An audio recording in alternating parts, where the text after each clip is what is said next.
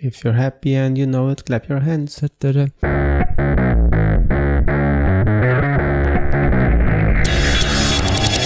Hello, I'm Radek. I'm Michael, And this is the podcast, a sounding board for interesting ideas and insights. We discuss books we read and want to share with you, as well as technology and productivity, which is what we do by day working on our app, Nozbe. or whatever else comes to mind.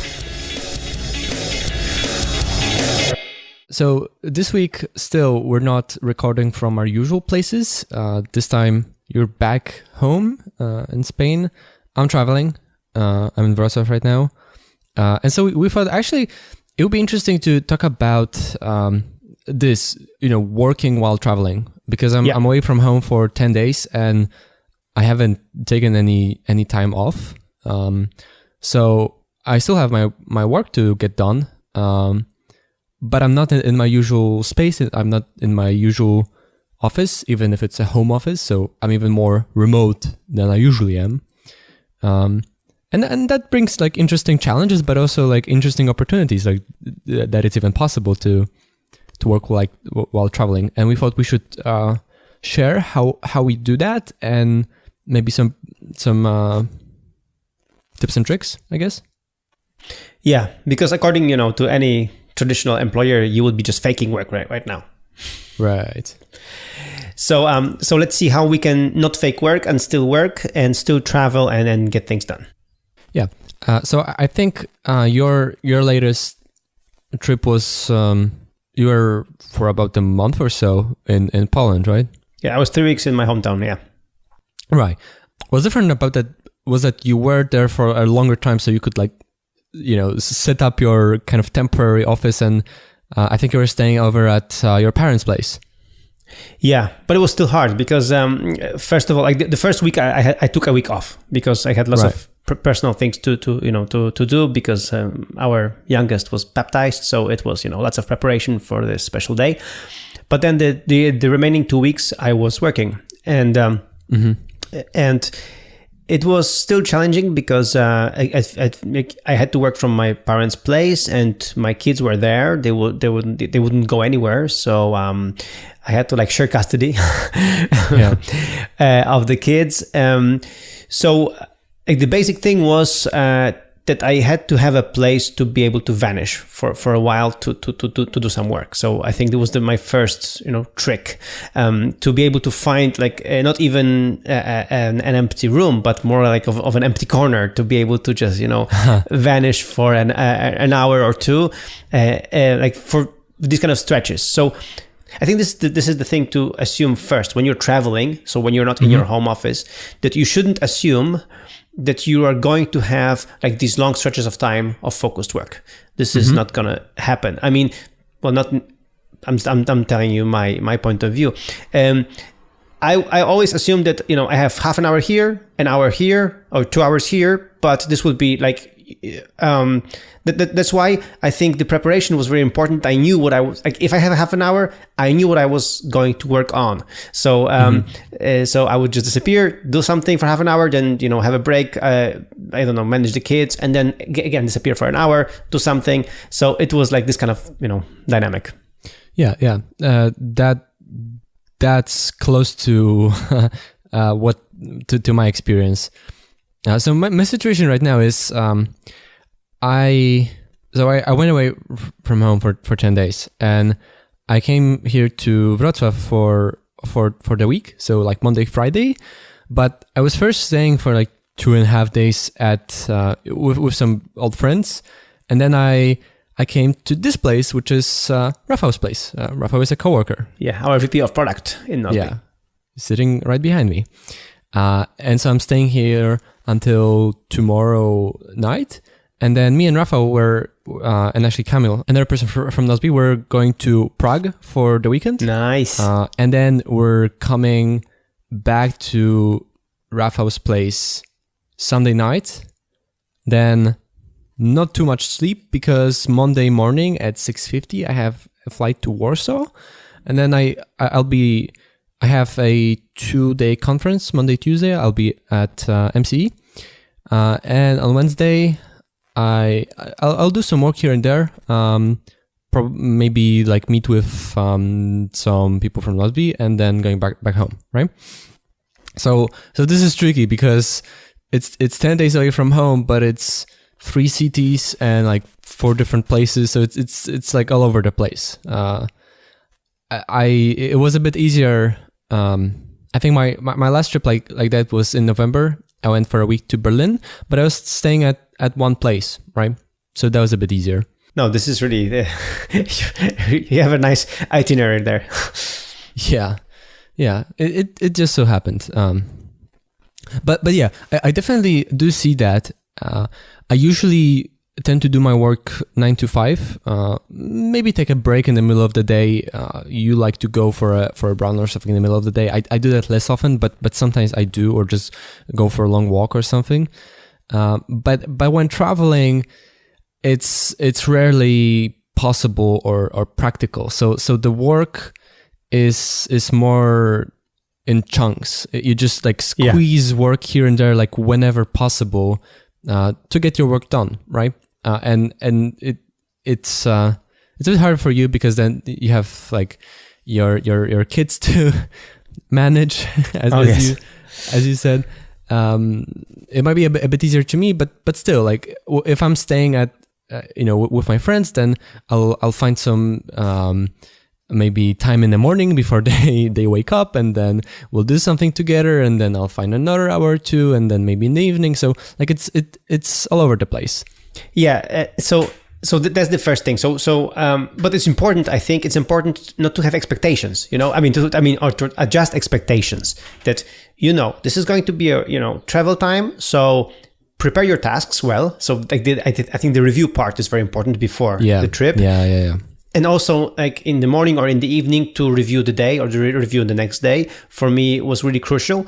That I knew what needed to get done on the next day, and then because the problem is that the thing is that from zero to work, you have to be as quick as possible. So because you have really these chunks of time, so you need to be able to just open up your laptop or iPad or whatever you're using, see your next action, see what's your next task to do, and just do it.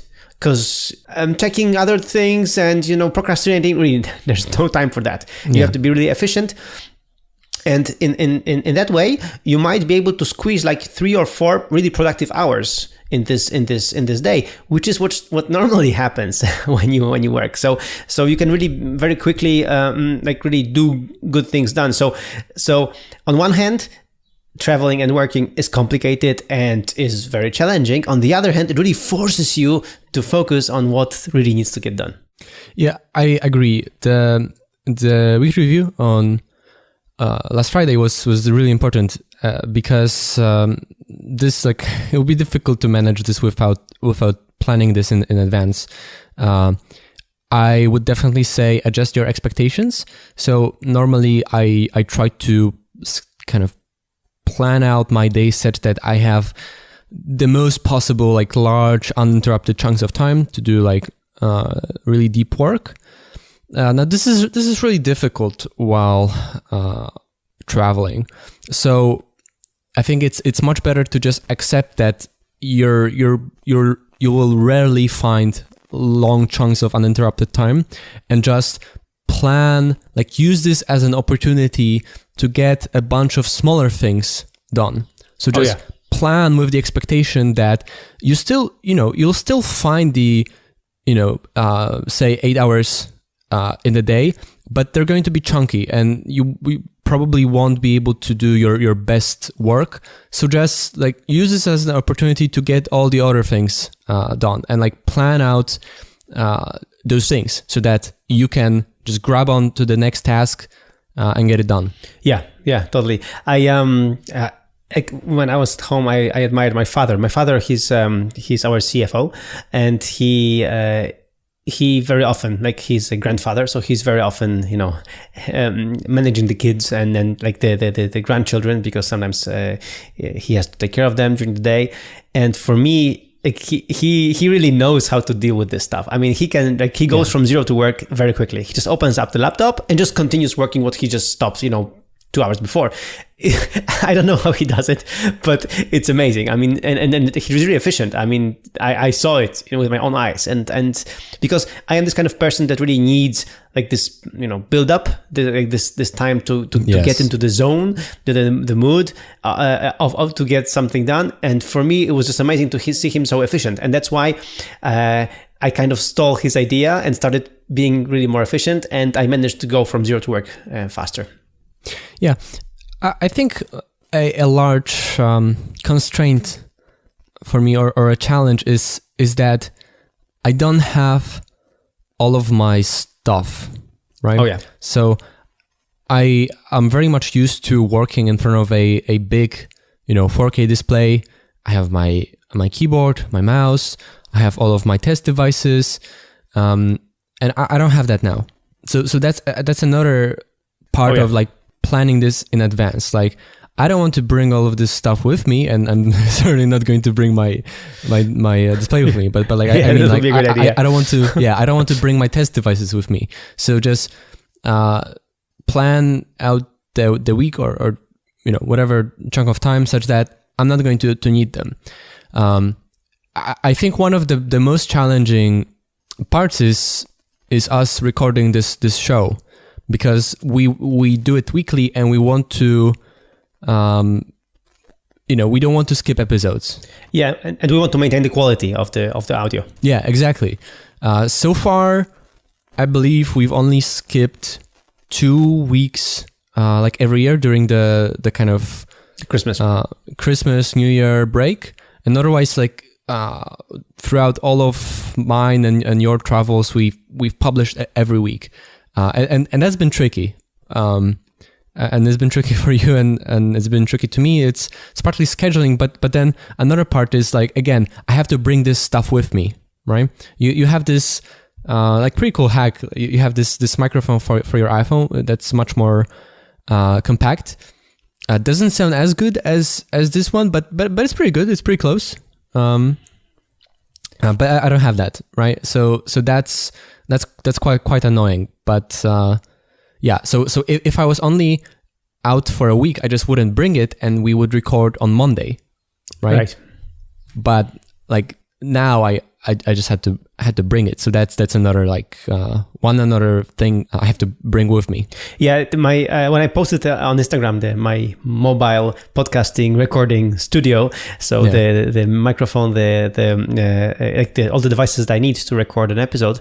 Many people said, you should write more about it because we're curious how it works and whatnot, and I'll post about it, but yeah, with the Rode XY microphone, I think, and then we'll post in the show notes, and with my iPhone as recording device, and I put our iPhone on airplane mode, so it's like there's no way somebody will disturb the recording, and then I use the iPad as a communication device with you. And my newly bought AirPods as my hearing devices to talk with you. So it works pretty well. I can always find a pretty quiet place to record. The trick is to lock the doors, so that the kids can't get in. For example, like in my case, because a few times they were trying to get in the room where I was recording, and you could hear it in the background. But apart from that, it works. As you said, the quality is not as good as from this microphone that I have here in my home office, but it's good enough. So like for this 1 or 2 episodes, we can use that setup. I think one thing that's slightly easier for you is that you're so used to doing as much of your work as possible on your iPad. So when you are away traveling with just your iPad, you can manage it better. So when you were 3 weeks in Poland, I don't believe you had your MacBook with you, or did you? Nope. I had my iPad only. So yeah. The fact that I am iPad only, so I can really use iPad as my main computing device. I have my iMac here that I'm talking to you right now, but I can really perfectly do my work on my iPad. and I have all these workflows that designed on the iPad that very often I prefer to do things on the iPad.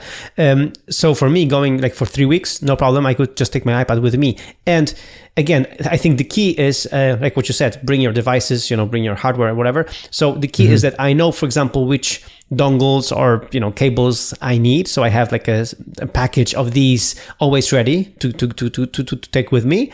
That's the first thing. And second thing, I have designed the apps that I use on the iPad sync with the cloud, and they are always there when I need them. So even if I worked on something on the Mac, I know it's going to sync over to the iPad. So when I open up the iPad and I have internet connection, I see the latest version of whatever I was working on. So for me, like this part, I'm really religious about it. I just don't use apps that don't sync. So for me, this is like the key, because like in your case, you have your laptop, you can connect it to the screen or not, but still your laptop set up as it is, and this is your main working device. And in my case, the moment I do anything or change any app, it has to be an app where I have the same setup. So like the basic example was now that I switched my writing to this new app called Ulysses or something like that. Yeah. So everybody was recommending this app, and I wanted to try it. So I bought the iOS version and I bought the Mac version, and I synced and I set it up the same way, like all of them, and it syncs with iCloud, so it's really easy. And this way, I know wherever I'm going to start working on a text or on an article or blog post, whatever, it's going to sync over, so I can just keep on working. So for me, this is key. Yeah, and that simplifies working while traveling a lot when you are able to do that. Because then, like first of all, it's much lighter, and it's much smaller. So you can, for example, when you're in some city, you can just like walk around with like a small like messenger bag or something with your iPad in it, and like you find an opportunity like, oh, maybe I'll just walk into this cafe for an hour or two and do some work, right? Exactly. I can't do that. I have to bring my MacBook Pro with me, and it's 15-inch, so it's big and it's heavy, like with all the adapters and charger. Dongle gate. Yeah, it's big and heavy. Like despite all the improvements over the years, it's still big and heavy, and I can't travel without it. I mean, I'm a software developer. I need it, but there are some kinds of work I can do on iOS, on an iPad, or just like with a sketchbook even. Like not all of my work requires a Mac, but most of that kind of work also requires long stretches of uninterrupted time. Exactly. Right? Like stuff like writing, designing things, like stuff like that. I could do that on an iPad, but it's also difficult to do while traveling. So that's one constraint I have, and it's like very difficult to change. And one thing that would make it easier if I had a MacBook Adorable. That's the Retina MacBook, because that one is like pretty like almost as small and light as an iPad Pro, so I could just carry it around everywhere. But if I did this often enough, then that would be a good solution. But for me, like when I have this use case, like maybe 2 or 3 times a year, it's just not worth the complication of having 2 Macs. Yeah, because this could not be my main computer. Exactly. So then you will have the rest of the year, you will have a complication of having 2 different Macs and keeping them up to date. So the moment that you leave, you can just take the MacBook One instead of the big one. Yeah. That's why for me this iPad only lifestyle is so nice. Especially like as you said, I have a very nice messenger bag, and I keep my iPad there. So and it perfectly also fits my Bose headphones. So what happens is that whenever I go out, I just take the bag, and the bag is so light because I have only the headphones there and the iPad.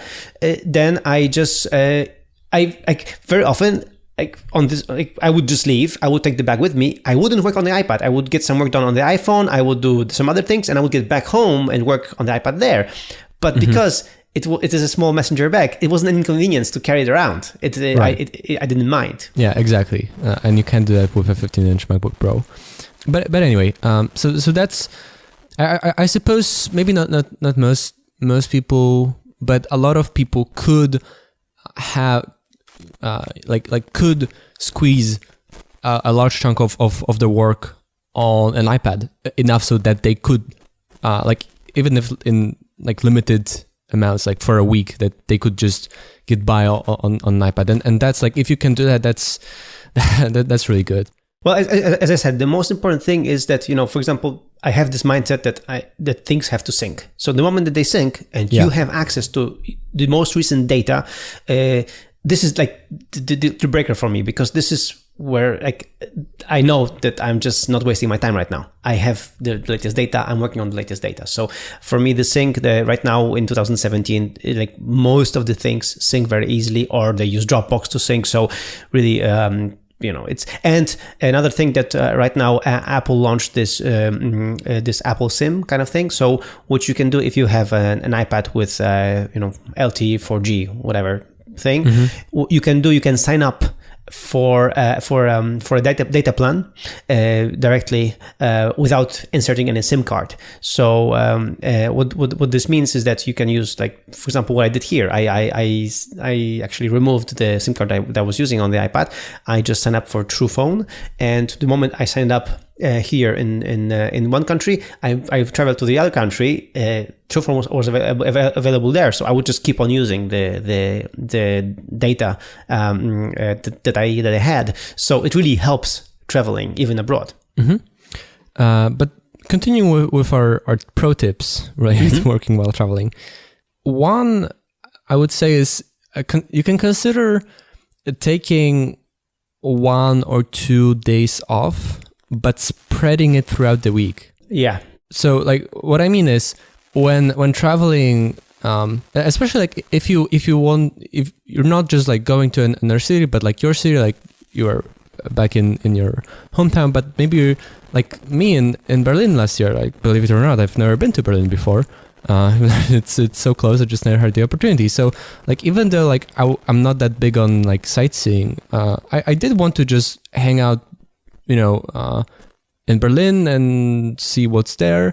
So it can be difficult when traveling and exploring any city to like fit in, say, your 8 hours of work a day. Exactly. But instead of just taking the whole week off and just doing nothing but traveling, if you can do that, then like we can do that at Nozbe, I would take like 1 day off or 2 days off and just spread throughout the week. So I would be available every day, even if at odd hours, but I would have less work overall, like less volume of work I would have to do, and that simplifies things, because like there's some kind of less responsibility, less things you have to do, so you have more not just like time kind of physically, but also like more flexibility, more kind of peace of mind that you can do stuff and you're not behind on work. So for example, this week it was kind of perfect for me to travel, because Monday and Wednesday are national holidays in Poland. So yeah, I didn't take any time off, and this week I would just have like 3 days worth of work to get done. Yeah, I think it's a good tip, because like looking at a week as a 40-hour week and not a day as 8-hour day. So this way, when you take 2 days off, it's it's 24. 24 hours. So that you have to work 24 hours in this week. So you spread the 24 hours, and then spreading it throughout 5 days. This is less than it's around 4 hours a day. Yeah. Yeah, I think that's even better way to put it, to just think of having 40 hours a week, because like what you can also do is, for example, if I would start my travel on Monday and then travel back home on Saturday, like I can also do some work on the weekend, right? And so exactly. This is like something I would normally not do, but when traveling, like in these special circumstances, that's another way that you can travel and not be behind on work and still like do what you have to do, just on like in unusual days at unusual times. Yeah, and but of course the thing is to communicate this to the rest of the team so that people know. I mean, can expect or they can adjust their expectations when you're available, when you're not available, and everything like that. But as long as you have the buy-in from the team, then it's fine. And in our case, when most of the work anyway is done asynchronously, so you just communicate this and you just do your thing. Yeah, that's what we talked about last week. Living in the future thing. It's like this would be very difficult to do in a, let's say, traditional company or traditional corporation, but it's not just about the fact that we work remotely anyway, but about the way we communicate and collaborate. It's quite easy for you and or me to do that and just squeeze in work at odd hours, because most of that work is just flows asynchronously anyway. There are a few things that have to be done at a very specific time of a specific day, right? There's just like maybe like for me 1 or 2 important meetings in a week that I really don't want to skip. And this like recording of the podcast is one of them, but because it's just 2 of us, we can move it around. But on most weeks that would be like 12 o'clock on Wednesday, the design fight, right? That's kind of like immutable. That has to be there, and so I would have to plan around that. On the Wednesday, I have to get that done. Mm-hmm. Yeah. Another thing, like we already mentioned that a little bit, but another thing is really, again, plan your day, plan your work day, plan your week ahead. But also, we already mentioned, but that there is a limit of the hardware devices you can take with you. So really to plan the devices you take with you. So the cables, the dongles, all these things, like have them really ready anytime, like packed in a way that you can take this and that. I have, for example, in my case, I have like 2 sets of devices, or cables or dongles, however you name them. So one set is the most necessary kit. So something that I have to take with me with an iPad if like on a shorter trip, that really I need this. If I don't take this, then I have a problem with getting some electricity into my devices. So so this is like the most needed kit. And then I have another kit of additional cables and dongles, which are nice to haves and which I take, for example, for longer trips, because then like there may be a circumstance where I would need these other cables. So I have these 2 kits, and I have them really ready at any time, and I can just pop them in and take them with me. And whenever I travel, I just know that when I take these 2 bundles, I'm good. I'm set. So it saves my frustration. Then when I arrive somewhere, I don't have a cable or whatever. So it helps me get my work done faster. Yeah. So this one isn't fully specific to working while traveling, but in general, this things get a lot easier if you pack lightly. And what you're saying is a good tip, but I think the primary one is you have to have a checklist. You have to have a packing checklist, because otherwise you will forget stuff, or you'll just overpack. Like both are terrible, right? Like you have to pack lightly, but bring everything you need to have. So for me, I was really proud of myself because I packed for 10 days in just my backpack, and not like one of those big travel like trekking backpacks or whatever, just a regular backpack. Nice. So that was quite a challenge, but. I packed everything I had to, and that took some clever logistics. Like, I'll be at Rafael's place, so I can use his washing machine. So I only have to pack clothes for 6 days and not 10, right? So stuff like that. Mm-hmm. but like the point is, like, if you pack lightly and you just have your backpack on your back and nothing else, it's easier to move around. It's easier to when you're on a train station or you're boarding a plane, if you just want to stop by at a cafe waiting for a train to just pull out your iPad or your laptop to do some work, like everything just becomes easier if you don't have a bunch of stuff with you, if you just have like one backpack. And one of the devices that you have to pack, as we mentioned in previous shows, are the noise cancelling headphones. Because they are so helpful when you are in a cafe and working. I, especially in these kind of circumstances, or when I'm on the airplane, I just put on these headphones and I put on some music, like some background music, and then I just work. So it's really, really helpful, and it isolates me from the environment. I'm still a part of this environment, but I'm isolated a little bit, and it helps me really focus, concentrate, and use these chunks of time efficiently. Yeah, that's what I was going to say. An important tip for working while traveling is squeeze as much productive time as you can out of travel itself. So like usually just getting to some other place can take like half of your day, and then another half of your day. And like if this is wasted time, then that's fine if you took a week off. But if you're working while traveling, like you really have to learn how to actually be productive when on a train or on a plane. So for me, like it's a few things.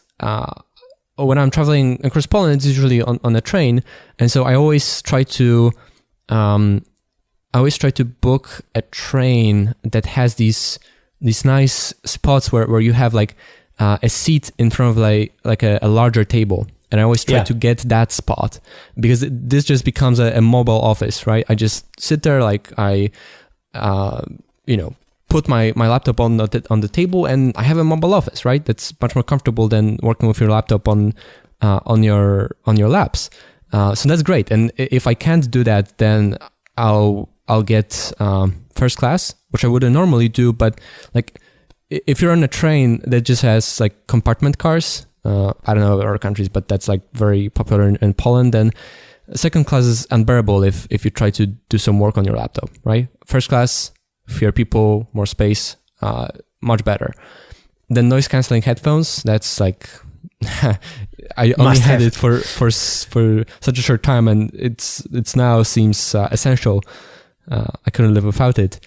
I also noticed on Monday while I was on the train that this MacBook Pro, the new one, it is brighter and it does have less glare on the screen. Mm-hmm. So this is like small improvements over time, but it really made a difference when I'm sitting at my table. I'm near a window. It wasn't a sunny day, but it's still like it's still sunlight, so it usually be really terrible, and it was fine, right? And then I had my headphones, so I could isolate myself from other people, from the noise of the train, mm-hmm. and I was quite productive. And then I had LTE from my phone throughout most of the trip, and when I didn't, I had some tasks planned that I could do offline, right? So this way I was on a train for many hours, but still this wasn't wasted time, and like that was I did like 4 hours of work during travel itself before I was even in the new place.